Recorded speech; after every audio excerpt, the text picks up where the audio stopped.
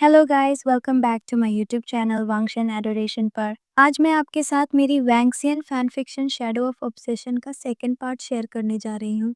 पिछले पार्ट में हमने देखा कि वे हिंग, जो एक मासूम और टैलेंटेड आर्टिस्ट है, अपने छोटे से गांव चोंगचिंग से शंघाई जाने के लिए तैयार हो जाता है। लेकिन उसकी माँ चंग से सनरेन को उसके जाने का डर है, क्योंकि वो जानती है कि शहर की दुनिया कितनी खतरनाक हो सकती है, खासकर उसके जैसे मासूम ओमेगा के लिए। तो चलिए देखते हैं कि वेइंग का ये नया सफ़र उसे कहाँ ले जाएगा। अगर आपको ये कहानी पसंद आए तो प्लीज़ लाइक, शेयर और सब्सक्राइब ज़रूर करें। चलिए स्टोरी शुरू करते हैं। वेइंग अपने कॉलेज लाइफ के लिए बेहद एक्साइटेड था। उसे उम्मीद थी कि वहाँ वह बहुत से नए लोगों से मिलेगा, दोस्त बनाएगा और अपनी पेंटिंग्स को और बेहतर करेगा। उसकी आंखों में सपने थे और दिल में एक्साइटमेंट, क्योंकि शंघाई उसके लिए एक नई दुनिया थी। शंघाई सिटी के एक छोटे से बेसमेंट में एक व्यक्ति फर्श पर गिरा हुआ था। उसके हाथ से खून बह रहा था। मैं sorry, I am really sorry, मुझे माफ कर दो प्लीज, आई एम सॉरी। उसकी आवाज बेसमेंट की दीवारों में गूंज रही थी। सामने खड़ा व्यक्ति चुपचाप उसे देख रहा था। I am sorry, please please stop, don't hurt me, please, I never touched your things again, please leave me. अचानक सामने खड़े व्यक्ति ने बिना एक शब्द कहे चुपचाप उसके पाम के अंदर नाइफ घोंप दी। सुएयांग ने देखा और कहा, वांग जी, वह मर जाएगा। उसकी नस भी काट दी है। लान वांग जी ने गुस्से से उसकी ओर देखा। उसे छूने से पहले सोचना चाहिए था। मुझे बिल्कुल पसंद नहीं कि मेरे अलावा कोई और मेरी चीज को छुए। मैं उसे पूरी तरह से बर्बाद कर देता हूँ। एक बार लान वांगजी ने कह दिया कि it's mine, then it should definitely be mine. I am sorry sir, sir please let me go, I am sorry sir. अगर दोबारा आकर मेरी कंप्लेंट की तो अभी तो सिर्फ एक हैंड इंजर्ड किया है, अगली बार हैंड ही नहीं रहेगा। दोबारा से मेरी चीज से दूर रहना, यू अंडरस्टैंड। शुयांग ने उस लड़के को उठाया और बोला, विंचाओ, इसे हॉस्पिटल लेकर जाओ। विंचाओ ने उसका हैंड पकड़ा और उसे लेकर जाने लगा। विंचाओ, हे, वो बहुत पॉसेसिव और साइको है, तुम्हें उसे दूर रहना चाहिए। तुम शुक्र मनाओ कि उसने तुम्हें जिंदा छोड़ दिया। लेकिन कोई इतना क्रूअल कैसे हो सकता है? मैंने तो बस उसकी कैट को टच कर दिया था। हे, वो बचपन से ही बहुत पॉसेसिव है। उसे पसंद नहीं कि कोई उसकी चीजों को छुए। और अगर उसने नो कह दिया तो जो उसकी बात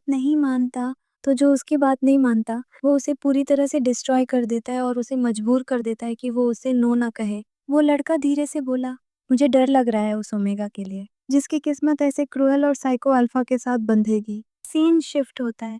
हम देखते हैं एक बड़ा शानदार मैंशन। उसके आगे एक कार रुकती है। वे हिंग धीरे धीरे बाहर निकलता है। उसके साथ जंग चेंग और मैडम यू भी होते हैं।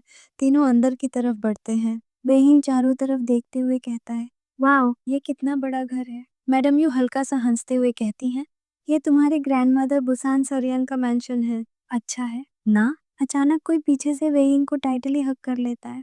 वेइंग मुस्कुराते हुए मुड़ता है।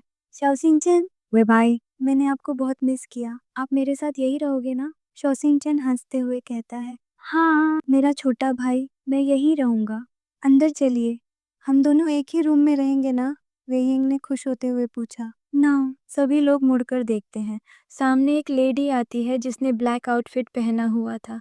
उसकी आईज में हल्के टीयर्स थे। वह धीरे से वेइंग के पास आती है, प्यार से उसके चेहरे को टच करती है और सॉफ्टली मम्बल्ड करती है, बिल्कुल अपनी मॉम की तरह हो, कि वो भी इतनी ब्यूटीफुल थी। तुम बिल्कुल कंगासे सारियन पर गए हो। फिर उसकी नज़र शाओसिंग-चेन पर जाती है, और शाओसिंग-चेन मेरा grand child.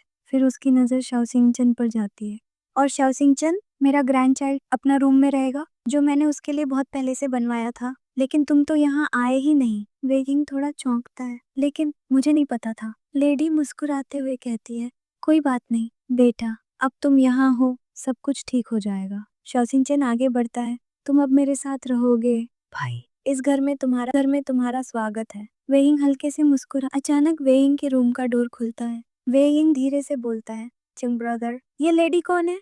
Oh my God, you called me lady? I am a young girl like you. मेरा नाम जाओलिंग है। वेइंग गुस्से में पाउटी लिप्स बनाते हुए बोलता है, मैं कोई गर्ल नहीं हूँ, मैं बॉय हूँ। चाओलिंग हंसते हुए कहती है, क्या?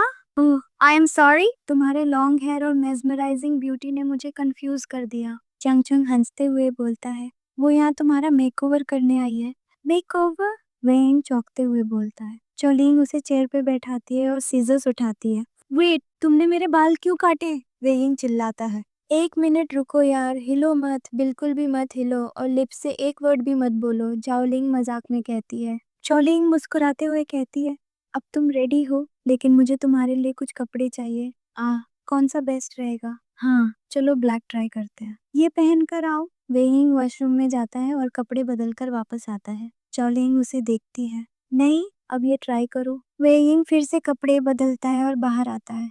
अब ये जाओलिंग फिर से एक और आउटफिट देती है। वेइंग थक कर बोलता है, 10वीं बार हो गया है, तुम मुझे बस चेंज कराती जा रही हो। चाओलिंग हंसते हुए कहती है, चिल बेबी, इतना गुस्सा क्यों? अब जाओ और ये ट्राई करो। वेइंग गहरी सांस लेकर कहता है, ठीक है, मैं रेडी हूँ। चाओलिंग मुस्कुराते हुए कहती है, परफेक्ट, अब तुम अच्छे लग रहे हो, चलो बाहर चलते हैं। चाओलिंग बोलती है, सब इधर देखो। मैडम यू उत्सुकता से पूछती है, क्या हुआ? जॉलिंग साइड होती है और सबकी नज़र वेइंग पे जाती है। वाओ वेइंग, तुम सच में बहुत सुंदर लग रहे हो। सबकी नज़रों में हैरानी और प्रशंसा झलकती है। चोलिंग मुस्कुराते हुए कहती है, आई विश कि मैं एक अल्फा होती। वेइंग उसे शॉकिंगली देखता है। क्या? चोलिंग हंसते हुए कहती है, chill baby, I am just joking और रेडी रहना, कल तुम्हारा कॉलेज का फर्स्ट डे है और मैं भी उसी कॉलेज में हूँ। फिर वो वेइंग की तरफ इशारा करती है, और ये कॉलर नेक हरगिज मत उतारना, समझे? वेइंग उलझन में पूछता है, लेकिन तुमने ये कॉलर क्यों पहनाया? जोलिंग गंभीर होकर कहती है, ये चोंगचिंग नहीं, शंघाई है। यहाँ के अल्फा सिर्फ शरीफ नहीं होते, हमें ओमेगास को बहुत केयरफुली रहना पड़ता है। फिर उसकी मुस्कान लौट आती है। वैसे तुम मेरे घर आना चाहोगे? मजा आएगा। तुम शाओसिंगचिन या जांगचंग को भी ला सकते हो। वेइंग मुंह बनाता हुआ बोलता है, तुम वियर्ड हो, और तेजी से रूम में भाग जाता है। चाओलिंग हंसते हुए कहती है, oh my god, you are really cute. Waking. ठीक है दोस्तों, आज का पार्ट यहीं खत्म होता है। उम्मीद करती हूँ आपको ये पार्ट पसंद आया होगा। अब कहानी और भी इंटरेस्टिंग होने वाली है, क्योंकि अगले पार्ट में वे यिंग और लानजान की पहली मुलाकात होने वाली है और उनकी स्टोरी एक नए मोड़ पे जाने वाली है। अगर आपको ये पार्ट अच्छा लगा हो तो प्लीज़ लाइक, शेयर और सब्सक्राइब ज़रूर करें। कमेंट में बताइए कि आपको ये पार्ट कैसा लगा और क्या आप अगले पार्ट के लिए एक्साइटेड हैं। अपना ख्याल रखें और मिलते हैं अगले पार्ट में। Bye bye.